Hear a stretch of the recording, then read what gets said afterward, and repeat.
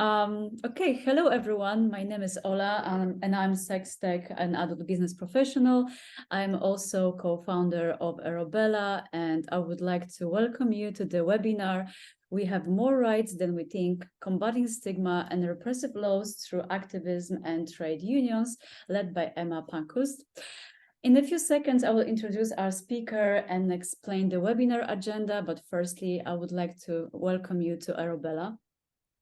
For those who don't know us yet, just to let you know, Erobella is a unique platform connecting independent sex workers with clients with a specific focus on the safety and possibly best user experience.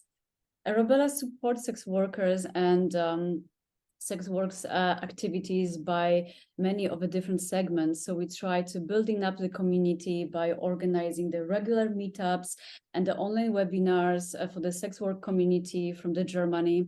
We are also paying special attention to safety and security. In case if you are registered in our platform, we can always provide you with the support tools and resources to help you with staying safe, and including all the informations about screening the clients and tips, staying safe during your meetings and during your whole work journey.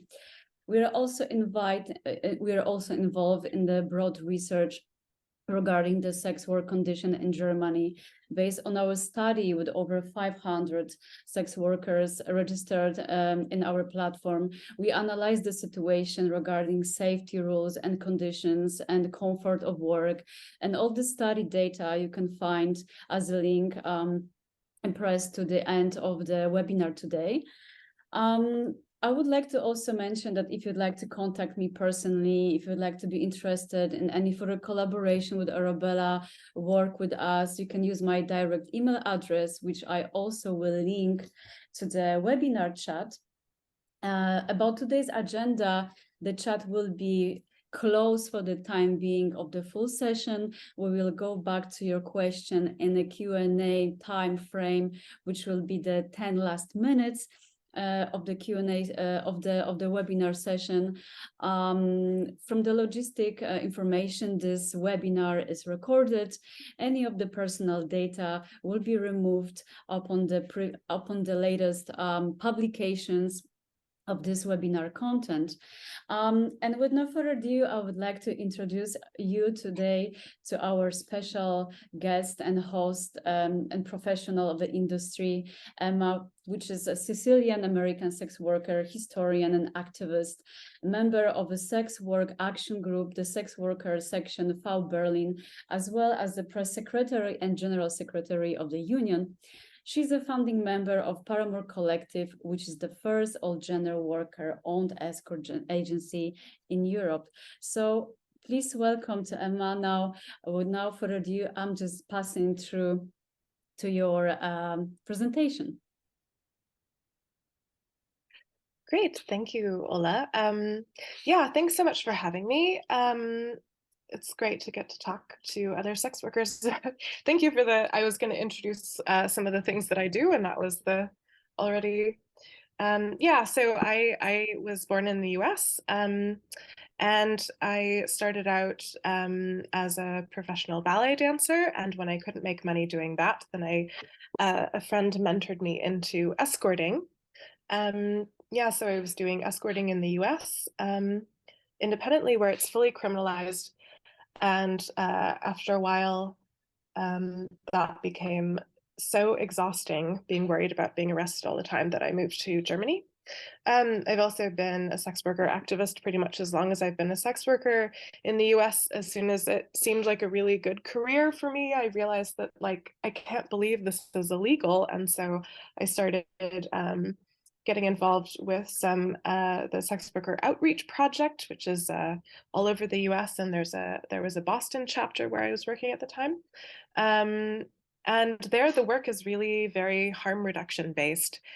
Everyone is working under such terrible conditions that the focus of the group, most of the energy is spent on who got assaulted by clients, who got arrested by the police, and occasionally trying to do some activism around achieving decriminalization, which was very unsuccessful and an uphill battle. And I was a member of the a sex worker lobby day on Capitol Hill. In 2017, we went to lobby against FOSTA, the law that makes it illegal to be a sex worker on platforms like Instagram and Twitter. And this lobbying experience was like the most dehumanizing experience of my life. So it was a relief to come to Germany and start doing this activism work here. Yeah. So these are my four main projects at the moment. I'm a founding member of the Sex Worker Action Group. So we founded SWAG when lockdown was going on, but a lot of other body-based businesses had reopened, like massage parlors and stuff, but not sex work. We got extremely angry and we just needed to do something about it. So a bunch of us formed the Sex Worker Action Group. We had an action week where we tried to bring attention to the fact that we still weren't legally allowed to work. And it was also a pushback against this letter that was written by some conservative politicians at the time that was advocating for permanent criminalization of sex work based on the fact that we're super spreaders of COVID. And that action week went very well. And now we've, this upcoming Horse Day will be our fourth Horse Day that we're organizing in Berlin. And I'll tell you a little bit about our plans later. So also 2 years ago, a similar group of people founded the sex worker section of FAU Berlin, which is the Freie Arbeiterinnen-Union Berlin, which is FAU is a national Germany-wide trade union with branches in most German cities, all major German cities. And yeah, I found it to be such a wonderful experience that I've been very involved, and now I'm a rabid trade unionist. When I was working in the States, I never imagined that I could have been a trade union member, and it's taught me so much about the rights that we all have here that it's just been a wonderful experience. Another project I'm involved in is a history project researching the history of sex work in Berlin. The first year we got Berlin Senate funding to research the history of sex work in Bülow-Kiez, which is the historical red light district in Berlin. The outcome of that first year of research you can find on the Berlin History app, where you can go on an audio tour with my voice. And it's called We Have Always Been Everywhere. The second year of the history project has just started, and we are working on an exhibition on the history of sex work at the Schwules Museum. And then the other project, as Ola already mentioned, is that I'm a founding member of the Paramour Collective, an escort agency, Genossenschaft. So I come at the injustices surrounding sex work from these four very different prongs, with political activism, with union action, with historical research and bringing history into the light, and with founding our own business. Okay, so I have a presentation that I will share with you guys.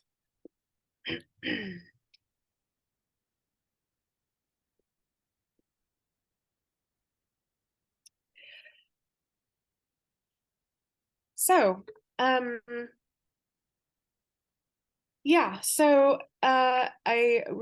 we talked about the topic of stigma when I was asked to do this presentation, and I thought what's most interesting to me is how we push back against stigma. And also pushing back against repressive laws. So I'm going to tell you about sort of three of these four prongs, not the history project, but the other three, sort of how the Berlin sex worker community is fighting back against stigma and repressive laws. And hopefully you will find this interesting. Yes, so this is me on Horse Day last year. Yeah. So the really nice thing about sex worker activism and working on sex workers' rights is that everywhere I've been, US, Germany, other European places, and then all of the other sex worker rights movements all over the world are advocating for pretty much exactly the same thing. And I have never spoken to a sex worker who did not think that decriminalization was the best strategy to make us all safe and free and help with our well-being. So the international sex worker rights movement is very, very united on what we need. So that isn't really a debate that we have to have, like a lot of other rights movements, interestingly.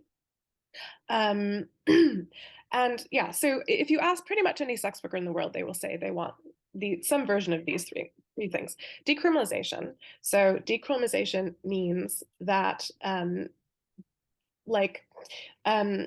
most laws in the world, each country, oh, we have someone entering.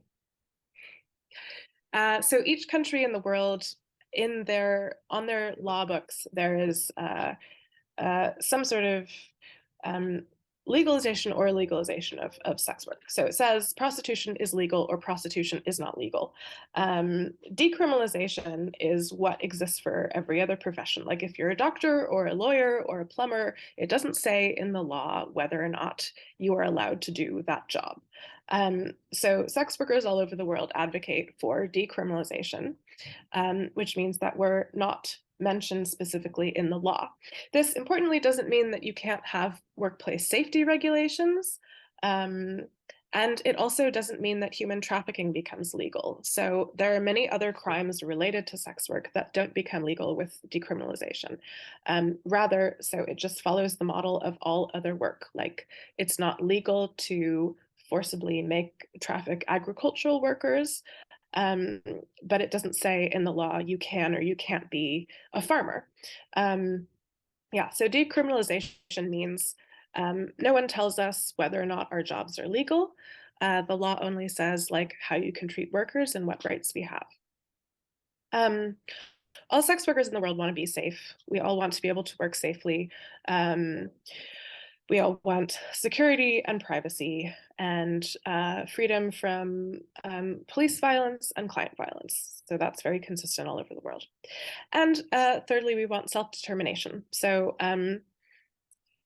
we want to choose our own lives, and we want to choose whether or not we do our work. And we also want a say in the laws that govern our lives. So we want a voice in the conversation. And all these things, you know, to a rational person, they sound pretty basic and not very complicated. And somehow the public discourse and the political discourse gets really twisted and contentious and gnarly. And is it moral or is it amoral? And that's not really relevant to most of us. Most of us just want, you know, safe and profitable working conditions. And it's really quite simple. So this is the what we want. Now we have to talk about the how. Whoops.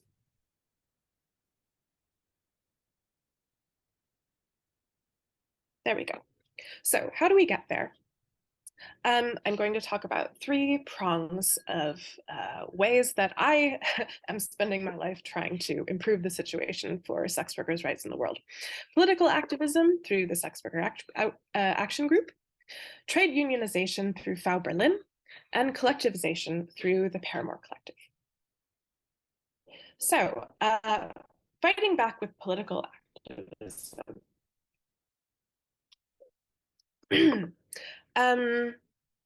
So as I mentioned, we are hosting a demonstration for International Whores Day this year. Whores Day is June 2nd.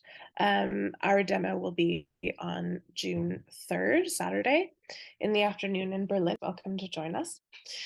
More people joining. So every year for Whores Day, we write a call to action involving some of the demands that we have. And this year we wrote very specific, very concrete demands. So the first demand is we demand an end to the mandatory regulation system, the registration system, sorry. So Ola and I were just talking about this before we hopped on the call, how all sex workers have an opinion of the registration system, and having to put their name on a government list and their address on a government list and give away lots of personal data to be on a government list of prostitutes. This makes most of us enormously uncomfortable, and some of us choose to do it anyway because it gives us access to safer places to work. I was speaking with a trans street-based worker the other day who's a migrant, and because she's not here legally, she can't register. And because she can't register, she has no access to safe indoor workspaces because bordellos require registration. So it's a law that ends up doing a lot of harm. And, you know, we like to think the politicians didn't intend it this way, but any sex worker could have told them this would be the result of the law. There are many times in history we've had registration laws before. Under National Socialism is a good example, and it never ends well. So we oppose the registration system. And for the people who say, but won't that increase human trafficking? Isn't it a good way to defend against human trafficking? I think having to go to, I don't know how it is in other people's cities, but in Berlin, you go and these social workers lecture you and ask you, are you being trafficked? Are you doing this work, you know, on your own, for your own will? And I think statistically, it's quite clear that it's much more likely that you will be able to pull people out of human trafficking rather than asking them, are you being trafficked, to have a system in which clients aren't criminalized and sex work is destigmatized, and clients, if they see something that seems non-consensual, they can report it to the police without fear of pushback. That internationally is generally acknowledged to be the best way to prevent human trafficking. Yeah, so the second demand, we have demands about the review of the Prostituierten-Schutzgesetz. So this law that dictates everything about how we work is currently being reviewed. The government has hired the Kriminologisches Forschungsinstitut Niedersachsen to do the review. Their last publication was something about motorcycle gangs, and one of their board of directors members was previously very vocal in favor of the Nordic model. So we don't think that this organization is unbiased, and we also don't think they're the best people for the job. However, we're stuck with them. They've already probably been paid tens of thousands of euros to do this research. What's unclear is how many sex workers they're going to involve in their review. Obviously, we prefer that they involve as many sex workers as possible in their review, and that's what this demand is. So we demand that their evaluation includes meaningful input from a cross-section of sex workers across our wide spectrum of experiences. And the Institute has already announced they're not going to be making any policy recommendations based on their research. So we are demanding to have a loud voice in what policy recommendations are made at the end of this process, which is supposed to last for 3 years. So another 2 years from now, it should be concluded. The third demand is about financial-based discrimination. So we have discovered that the Berliner Sparkasse does not give bank accounts to people who say that they're doing sex work. Apparently they used to, they don't anymore. Specifically, they turned down my business account application because they said that my job was on a list of undesirable professions, including heavy polluters and gamblers, gambling businesses. So they think that that prostitution is socially undesirable, and therefore they will not be my bank. And this is a discriminatory practice that we are demanding that they stop. And the fourth demand this year, we got in touch with our street-based sex worker friends and gave them a platform to pick whatever demand felt important to them. And they demand that police workers take attacks on street-based sex workers seriously. So there are sometimes attacks from clients, but there are quite often attacks from neighbors in the Schöneberg red light district where these workers work in Berlin. And the police response time is extremely bad, and the crimes often aren't taken very seriously. So we have demanded that they take those crimes seriously and respond quickly in order to prevent harm and potentially, loss of life. So this is the what we're demanding this year. And the question is, how do we achieve these demands? So SWAG has gotten a pretty great reputation over the past few years, which has been amazing. And we've got some pretty decent press coverage. But this is the form of a direct action. So the demo is going out into the street and yelling about our rights and being very visible and very loud and trying to open up the conversation to people like passersby for demos who maybe aren't specifically for or against sex work, but they haven't really thought about it before. So by putting this content as loudly into the public eye as possible, and that includes social media, we are hoping to engage people who haven't really thought about sex work before and get them onto our way of thinking about things. There will be demand letters sent to each of these organizations and government departments. We don't expect them to respond, but it's always good to let people know that there's a demand against them that's going to be made public. We also, we do a lot of press work. People tend to, occasionally, we get some really nice interviews where they ask how we're feeling about our working conditions and what's going on. And I have an image for you. Here's our information about our demo this year. And I think there's really a strong role for public joy in the discourse and the project of getting sex worker rights to be more widely acknowledged. And I think that when people see like what a joyful community we are and what an angry, brilliant, beautiful, vibrant group of folks we are when we all get together, that can really shift people's opinions too, because often the way prostitution is depicted is a fate worse than death. And, some of us like our jobs, some of us don't like our jobs, but we all think we have a right to do our jobs. And sometimes just being a sex worker in public is enough of a break from the normal narrative that it can bring some people onto our side and some voters potentially. So you're most welcome at this year's demo. So what's my second prong of what I'm doing with my life to combat, to bring sex workers' rights into the fore? Trade union work. And this is where I want to talk about specifically what rights I have learned that I had that I did not know that I had. So we started the union section about 2 years ago in the depths of lockdown. At the time, my workplace, it was fine. I was working for an agency at the time. It wasn't great, but it was okay. And there wasn't much work because COVID. And later on, things went tits up, and I was extremely grateful that I was in the trade union. I don't know what I would have done if I hadn't.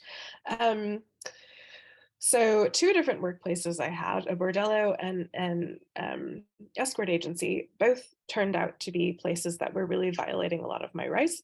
And my trade union comrades taught me what those rights were and have helped me fight for them, which has been an amazing experience that I highly recommend.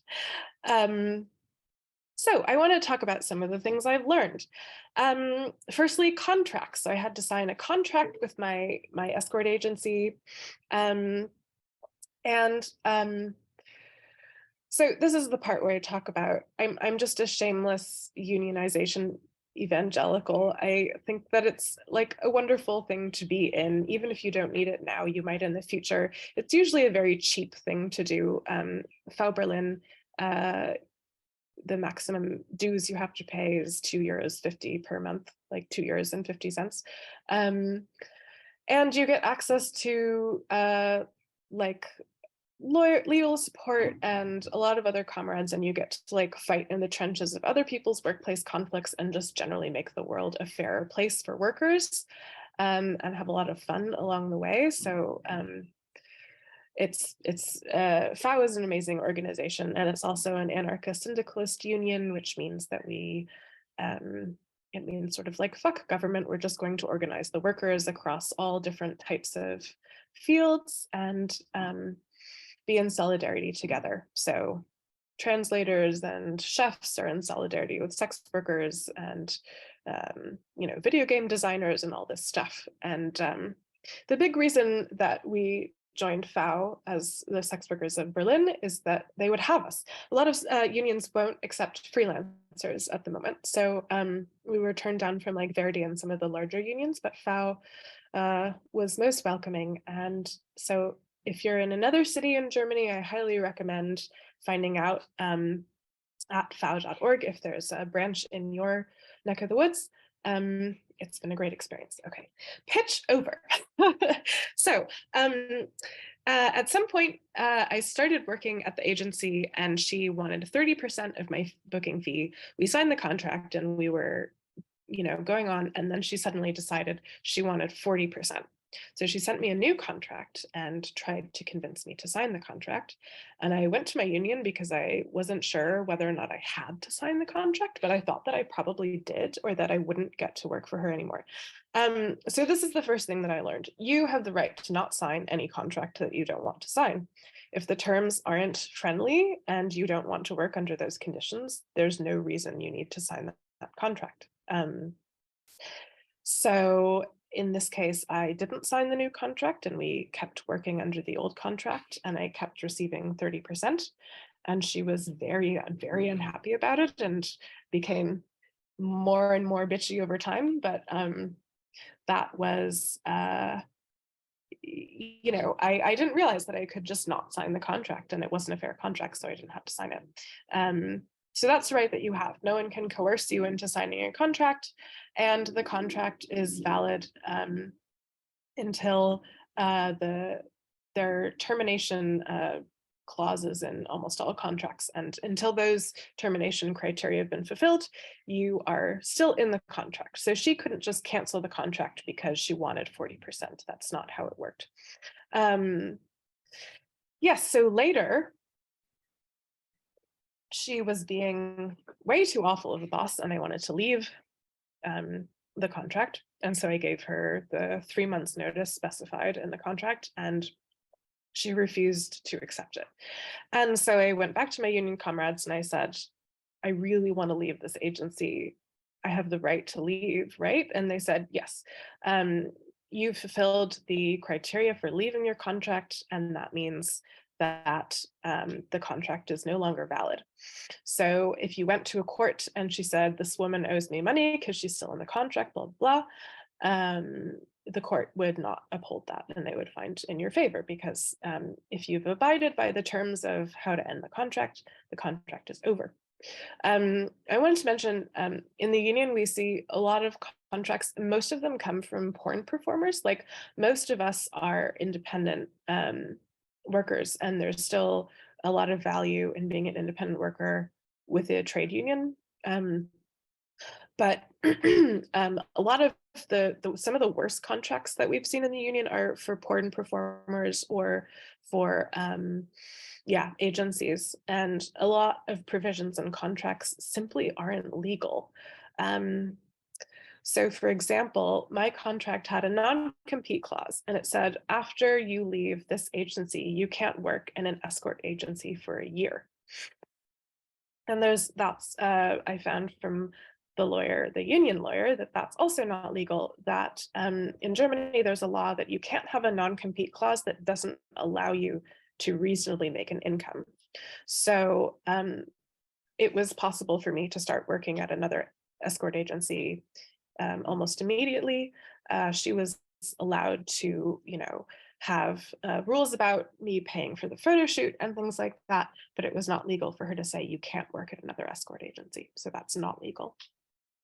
And non-compete clauses are extremely common in all sorts of industries, not just in sex work. So yeah, photo rights. So this is a huge topic. It's a huge topic in sex work, with agencies, with online platforms, with our images being stolen, and particularly with some of the nonsense that's going on with OnlyFans right now, where there are a lot of issues that have come up recently around photo rights and other sorts of things. So in my case, this meant that she kept, my old boss kept photos of me on her agency website long after I'd stopped working for her. And this made me really uncomfortable because they're not just photos of me, they're intimate photos of me, right? I'm partially clothed, there's BDSM content, they're basically pornographic photos. And that was, I think for a lot of us, it's really hard to underestimate how emotionally toxic it feels for people to use images of us without our consent. So I asked her to take down the photos. She wouldn't. The union asked her to take down the photos. She wouldn't. And so what we did was we sent her a data protection request. In Germany, these data protection laws seem really annoying, but if you're a worker and someone's using your image without your permission, they're actually really useful. So it turns out that she was in violation of my data protection rights by keeping the photos up. And she was also in violation of my personality rights, which is another strange little nuance of German law, that you have the right to your own image, which is not a law that exists all over the world. So so we were able to get the photos down by involving the data protection offices. And as soon as they contacted her, she knew she had to take those photos down. And now I'm going to take her to court, and we're in the process of determining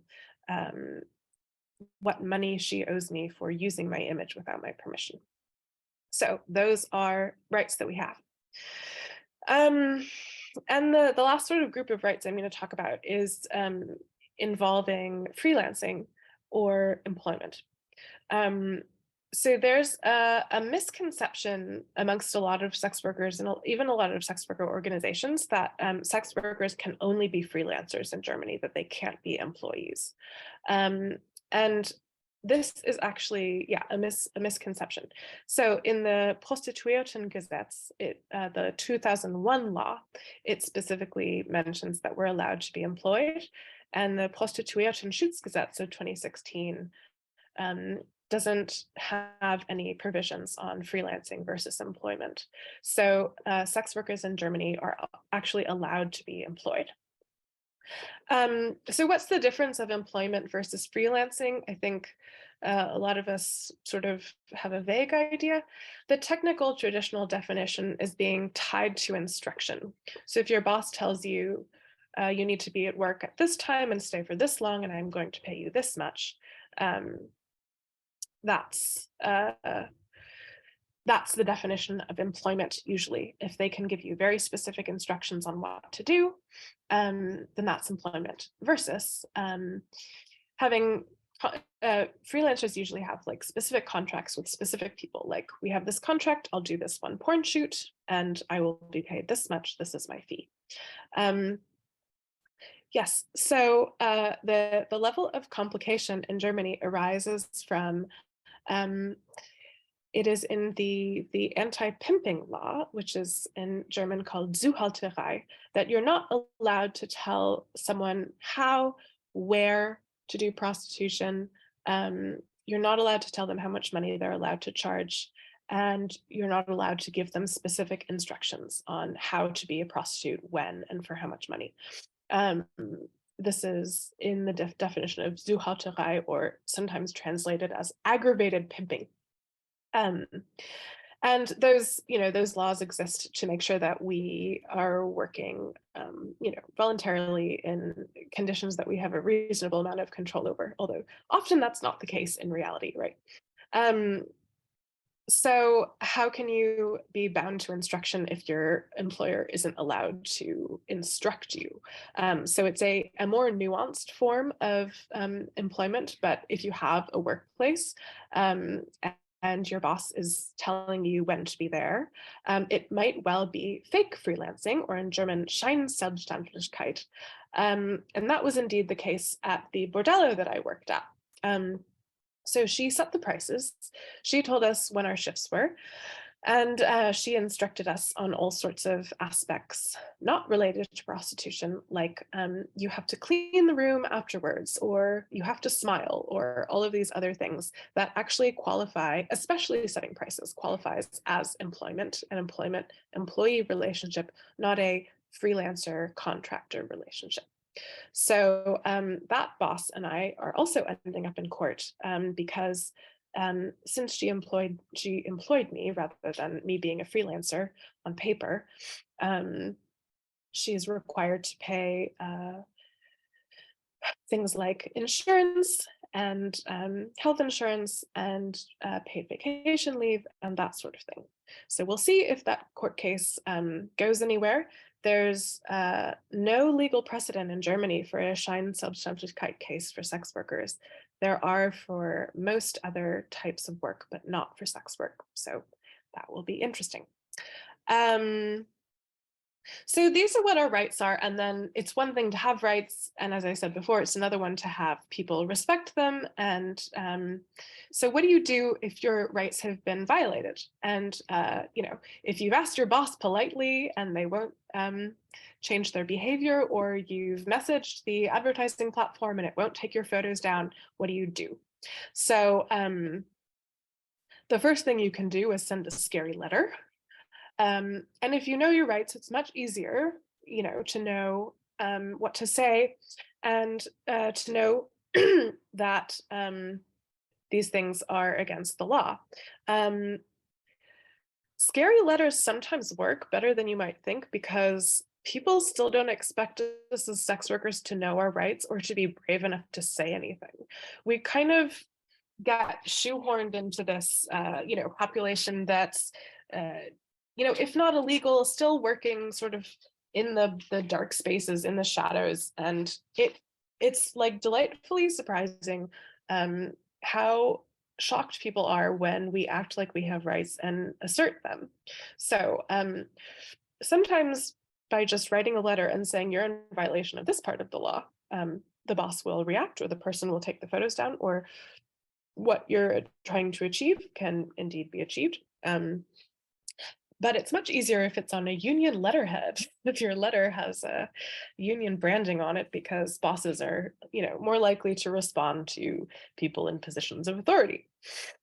So if the demand letters don't work, then the next thing to try is court actions. As I was saying, this is a big part of what trade unions do, is they fund legal support for people taking their bosses to court.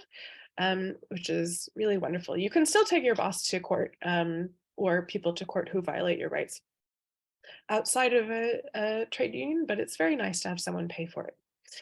And then the third and best option is collective action. So you can do this in a union or just across a workplace or with other sex workers in your community.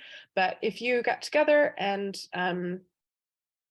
assert your most important right of all, which is the right to withhold your labor. It's very difficult for bosses to do things in situations where a bunch of workers band together and are asserting, no, we have the right to this, we have the right to that, you're not validating this right, you're not upholding this right, and so we're going to march in front of the bordello, or my favorite dream is that we will dismantle the registration system by sex workers going on a political strike and refusing to register. And if we can convince no sex workers to register ever again and to empty the prostitution regulation offices, that would go a really long way to dismantling the registration law. So collective action is a really, really powerful tool. And yeah, I highly recommend it because it's also wonderful to just be in solidarity with other sex workers. It's a great experience. So if you want to join FAU, I've put some URLs here, and you can also follow the sex worker section on Twitter at SXWorkerUnion. So the last bit that I'm going to talk about is the Paramour Collective. So I moved to Germany and I had escaped criminalization, and I thought, well, everything's going to be really wonderful now. I'm going to make enough money and I'm going to be safe and I won't be arrested. And one of those things was true. I haven't been arrested yet, knock on wood. But what I found was really surprising, in that these workplaces like the bordello and the escort agency, the working conditions were really awful. And even though both of my bosses were former sex workers, they both, violated a lot of my rights all of the time. So I thought, okay, let's see if anyone is working for an escort agency that they like. And everyone I asked said, well, I've worked with this person, but I don't recommend it. Or you could try it if you want to, but they do this and this and this that wasn't great. And they charge this fee and they take this percentage. And I was just like, oh, for fuck's sake. So I started asking around to see if any of the other sex workers in Berlin wanted to start our own escort agency. And we are now a year into that process. The response was huge. Everyone seemed to have just been waiting for it to happen. And so what we're doing is the Paramour Collective, it's called, which is a Genossenschaft, which means that it's a worker-owned escort agency. So each worker has one share and one vote. There's no boss, and we all collectively own the business and collectively and equally share the profits. It's also the first all-gender escort agency we've been able to find anywhere, and we're really excited to represent all different types of sex workers, all different diverse workers, and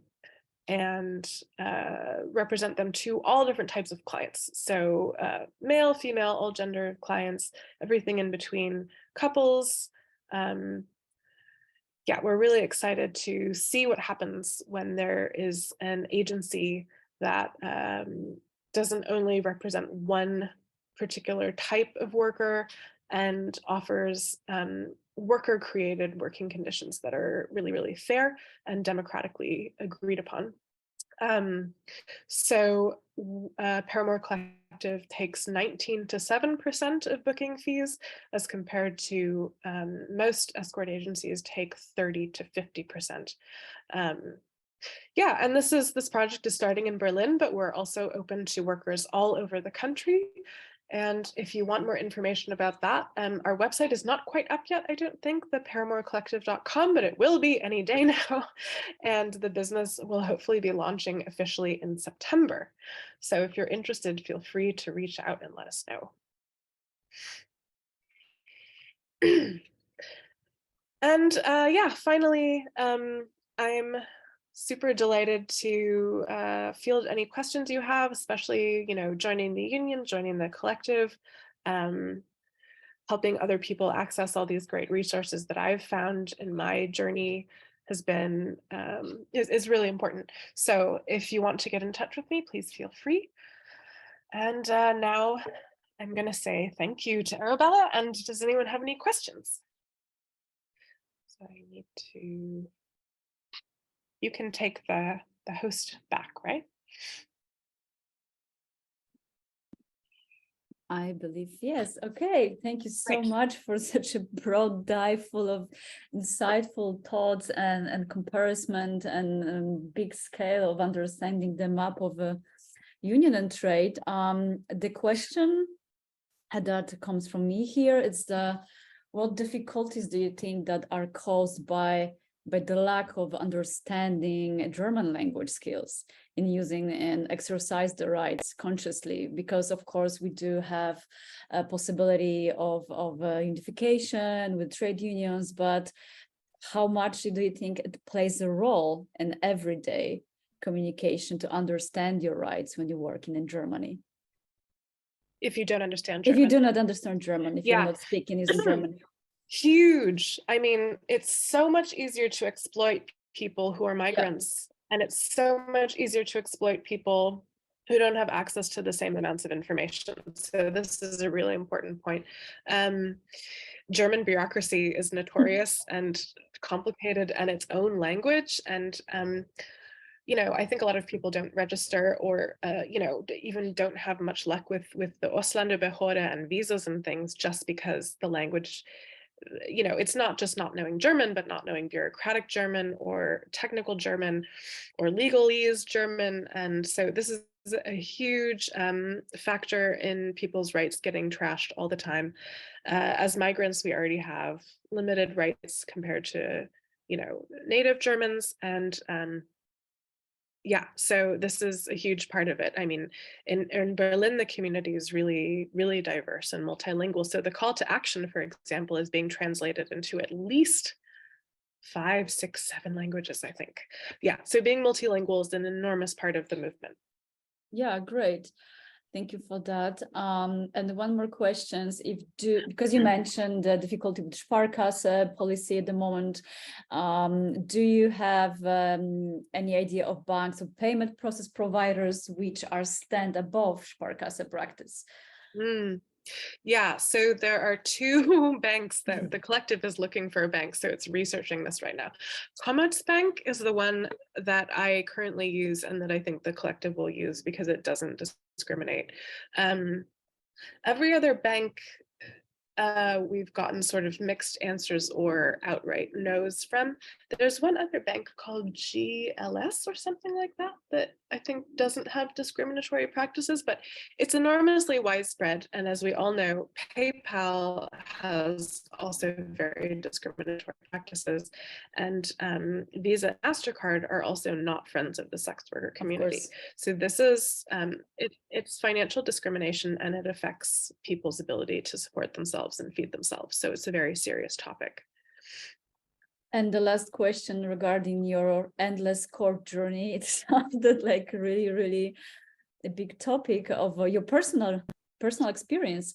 I'm just wondering, would you be able to continue fight for your rights with your employee or ex-bosses without support of a trade union? It would have been so hard. I mean, yeah, it's so true in my own experience too, coming here as a migrant. I really didn't know what my rights were. Like, I knew that it was legal when you work under certain conditions, but I also didn't know if I'd be discriminated against if I registered, or you know, what could happen to me as a migrant on this government list if the Ausländerbehörde would find out that I was a prostitute, you know, all this stuff. And then in these contexts with my employers, running over all these rights, like, it felt at the time like something was really, really wrong, but I didn't know what the words were in the law that made it either okay or illegal. And so, and there was also just this emotional component of being absolutely, you know, I'd been working in the dark for 6 years and I got here and I was like, okay, this is technically okay on paper. But the wild thing is that a lot of the employers too operate as if they're still doing something hugely wrong. And they sort of kind of, like, my agency had this total mafioso vibe about them that Yeah, just was all about intimidation and manipulation and convincing you that you are like a bad person because you didn't do exactly what yeah, they wanted to. yeah. So when you're being emotionally manipulated and intimidated, and you also aren't sure what the law is exactly, having someone come and you tell them, you can open up to your trade union comrades, like, this is what happened and it felt really bad, but was that legal? And for them to say, fuck no, that wasn't legal, and here's where it says in the law Yeah. that you have the right to this and this and that. I was just like crying in every meeting. It was so God. much to process. It was like really emotional and so liberating. And I'm really grateful to the people who sat down and fight these battles with me. Yeah, that sounds like totally double repression and double discrimination on every front, you know, the work Yeah. environment and emotional side and basically no support from the outside forces. And just to wrap it up, if you could just in one sentence to resume the advice that you would give to a person currently migrating to Germany and planning to start the sex work in this market, what would that be? What a great question. I think one of the best things about working here as opposed to working other places is the social support that's available. Um, And I would say seek it out, because everything is Mm. harder when you're trying to fight all of these battles alone. So one of the defining things that made me decide to move to Berlin was going to the Hütle Cafe and Yeah. having a potluck with other sex workers in a cafe space that was like constructed using government money. And I was visiting Berlin from the States, and I was looking around at all the sex workers sort of like chatting, and the conversation wasn't like who's been raped by a police officer lately. And it was just like such a wonderful space, and I felt so supported. And so like I think Germany can be quite a good place to be a sex worker, and I recommend it. And whatever's wrong with the system, we're fighting really hard, and you're not alone. Like other people have your back. You just have to find them. Great. Okay. So I would like to thank you so much for sharing those insights and take your time to share with us your presentation today. For those who are listening or watching us after this webinar sessions, please feel free to get in touch with Emma. The presentation will be also attached on site to the document. So all the contacts which were mentioned during the presentation, we will definitely highlight to you separately. So thank you so much, and all the best of luck. I hope we see each other all on the 3rd of June in Berlin on the demonstration. Wonderful. See you then. Thank you so much. Thank you. Bye. Bye.